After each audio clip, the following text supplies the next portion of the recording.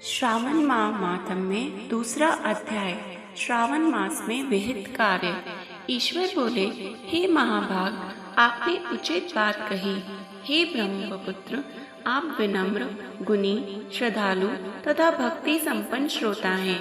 हे अनज्ञ, आपने श्रावण मास के विषय में विनम्रता पूर्वक जो पूछा है उसे तथा जो नहीं भी पूछा है वह सब अत्यंत हर्ष तथा प्रेम के साथ मैं आपको बताऊंगा।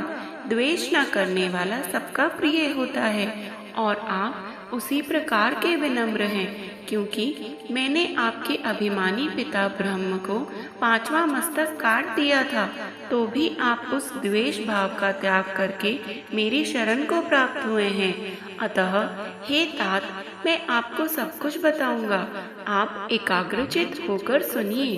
प्रभु बोले, हे योगिन, मनुष्य को चाहिए श्रावण मास में नियम पूर्वक न व्रत करे और पूरे महीने भर प्रतिदिन रुद्राभिषेक करे। अपनी प्रत्येक प्रिय वस्तु का इस मास में त्याग कर देना चाहिए। पुष्पों, फलों, दांतों, तुलसी की मंजरी तथा तुलसी दलों और बिल्व पत्रों से शिवजी की लक्ष्य पूजा करनी चाहिए। 1 करोड़ शिवलिंग बनाना चाहिए और ब्राह्मणों को भोजन कराना चाहिए। महीने भर धारण पारण व्रत अथवा उपवास करना चाहिए। इस मास में मेरे लिए अत्यंत प्रीतिकर पंचामृत अभिषेक करना चाहिए। इस मास में जो जो शुभ कर्म किया जाता है वह अनंत फल देने वाला होता है। हे मुने, इस माह में भूमि पर सोएं, ब्रह्मचारी रहें और सत्य वचन बोलें। इस मास को बिना व्रत के कभी व्यतीत नहीं करना चाहिए।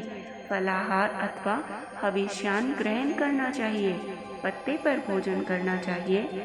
व्रत करने वाले को चाहिए कि इस मास में शाक का पूर्ण रूप से त्याग कर दें। हे मुनि श्रेष्ठ, इस मास में भक्ति युक्त होकर मनुष्य को किसी न किसी व्रत को अवश्य करना चाहिए। सदाचार परायण, भूमि पर शयन करने वाला, प्रातः स्नान करने वाला और जितेंद्रिय होकर मनुष्य को एकाग्र किए गए मन से प्रतिदिन मेरी पूजा पाठ करनी चाहिए। इस मास में किया गया पुरस्चरण निश्चित रूप से मंत्रों की सिद्धि करने वाला होता है। इस मास में शिव के षडाक्षर मंत्र का जप अथवा गायत्री मंत्र का जप करना चाहिए और शिव जी की प्रदक्षिणा, नमस्कार तथा वेद पारायण करना चाहिए। पुरुष सूक्त का पाठ अधिक फल देने वाला होता है। इस मास में किया गया ग्रह यज्ञ, कोटि होम, लक्ष्य होम तथा अयुत होम शीघ्र ही फलीभूत होता है और अभीष्ट फल प्रदान करता है। जो मनुष्य इस मास में एक भी दिन व्रतहीन व्यतीत करता है वह महाप्रलय पर्यंत घोर नरक में निवास करता है। यह मास मुझे जितना प्रिय है उतना कोई अन्य मास प्रिय नहीं है। यह मास सकाम व्यक्ति को अभीष्ट फल देने वाला तथा निष्काम व्यक्ति को मोक्ष प्रदान करने वाला है। हे सतम, इस मास के जो व्रत तथा धर्म हैं उन्हें मुझसे सुनिए। रविवार को सूर्य व्रत, सोमवार को मेरी पूजा व नक्त भोजन करना चाहिए। श्रावण मास के पहले सोमवार से आरंभ करके 3.5 महीने का रोटक नामक व्रत किया जाता है। यह व्रत सभी वांछित फल प्रदान करने वाला है। मंगलवार को मंगल गौरी का व्रत, बुधवार व बृहस्पतिवार के दिन इन दोनों वारों का व्रत, शुक्रवार को जीवंतिका व्रत और शनिवार को हनुमान तथा नरसिंह जी का व्रत करना बताया गया है। हे मुने, अब तिथियों में किए जाने वाले व्रतों का श्रवण करें। श्रावण के शुक्ल पक्ष की द्वितीय तिथि को औदुंबर नामक व्रत होता है। श्रावण के शुक्ल पक्ष की तृतीय तिथि को गौरी व्रत होता है। इसी प्रकार शुक्ल की चतुर्थी तिथि को दुर्वा गणपति नामक व्रत किया जाता है। हे मुने, उसी चतुर्थी का नाम विनायकी चतुर्थी भी है। शुक्ल पक्ष में पंचमी तिथि नागों के पूजन के लिए प्रशस्त होती है। हे मुनि श्रेष्ठ, इस पंचमी को रौरव कल्पादि नाम से जानिए।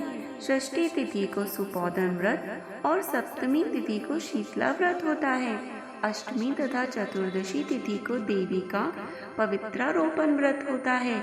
इस माह के शुक्ल तथा कृष्ण पक्ष की दोनों नवमी तिथियों को नग व्रत करना बताया गया है। शुक्ल पक्ष की दशमी तिथि को आशा नामक व्रत होता है। इस मास में दोनों पक्षों में दोनों एकादशी तिथियों को इस व्रत की कुछ और विशेषता मानी गई है। श्रावण मास के शुक्ल पक्ष की द्वादशी तिथि को श्री विष्णु का पवित्रारोपण व्रत बताया गया है। इस द्वादशी तिथि में भगवान श्रीधर की पूजा करके मनुष्य परम गति प्राप्त करता है। उत्सर्जन, उपाकर्म, समाधि, सभा में उपाकर्म, इसके बाद रक्षाबंधन, पुनः श्रवणाक्रम, सर्प बलि और हयग्रीव का अवतार, ये 7 कर्म पूर्णमासी तिथि को करने हेतु बताए गए हैं। श्रावण मास के कृष्ण पक्ष में चतुर्थी तिथि को संकष्ट चतुर्थी व्रत कहा गया और श्रावण मास के कृष्ण पक्ष की पंचमी तिथि के दिन मानव कल्पादिक नामक व्रत को जानना चाहिए। हे द्विजोतम, कृष्ण पक्ष की अष्टमी तिथि को श्री कृष्ण का पूर्ण अवतार हुआ। इस दिन उनका अवतार हुआ, अतः महान उत्सव के साथ इस दिन भी व्रत करना चाहिए। हे मुनिश्रेष्ठ, इस अष्टमी को मनवादी तिथि जानना चाहिए।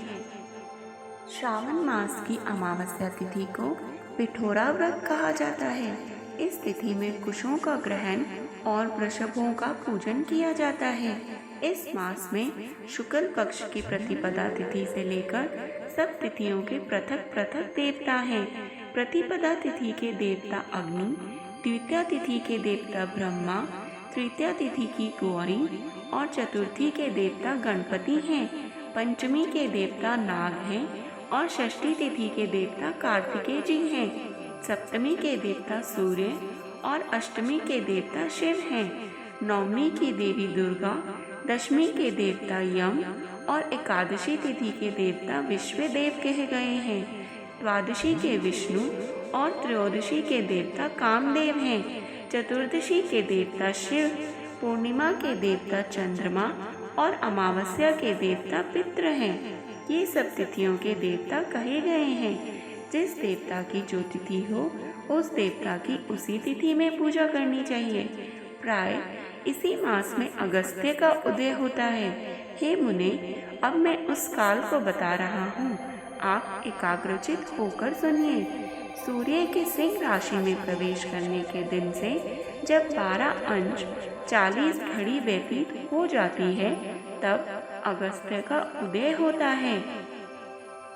उसके 7 दिन पूर्व से अगस्त्य को अर्घ्य प्रदान करना चाहिए। 12 मासों में सूर्य पृथक पृथक नामों से जाने जाते हैं। उनमें से श्रावण मास में सूर्य गभस्ती नाम वाला होकर तपता है। इस मास में मनुष्य को भक्ति संपन्न होकर सूर्य देव की पूजा करनी चाहिए। हे सतम, चारों मासों में जो भी वस्तुएं वर्जित हैं, अब उन्हें सुनिए। श्रावण मास में शाक तथा भाद्रपद में दही का त्याग कर देना चाहिए। इसी प्रकार आश्विन में दूध तथा कार्तिक में दाल का परित्याग करना चाहिए। यदि इन मासों में इन वस्तुओं का त्याग न कर सके तो केवल श्रावण मास में ही उक्त वस्तुओं का त्याग करने से मानव उसी फल को प्राप्त कर लेता है। हे मानव, यह बात मैंने आपसे संक्षेप में कही है। हे मुनिश्रेष्ठ, इस मास के व्रतों और धर्मों के विस्तार को सैकड़ों वर्षों में भी कोई नहीं कह सकता। मेरी अथवा विष्णु की प्रसन्नता के लिए संपूर्ण रूप से व्रत करना चाहिए। परमार्थ की दृष्टि से हम दोनों में कोई भेद नहीं है। जो लोग भेद करते हैं वे नरकगामी होते हैं। अतः हे सनत कुमार, आप श्रावण मास में धर्म का आचरण कीजिए। इस प्रकार ईश्वर सनत कुमार संवाद के अंतर्गत श्रावण व्रतोपदेश कथन नामक दूसरा अध्याय पूर्ण हुआ। हर हर महादेव।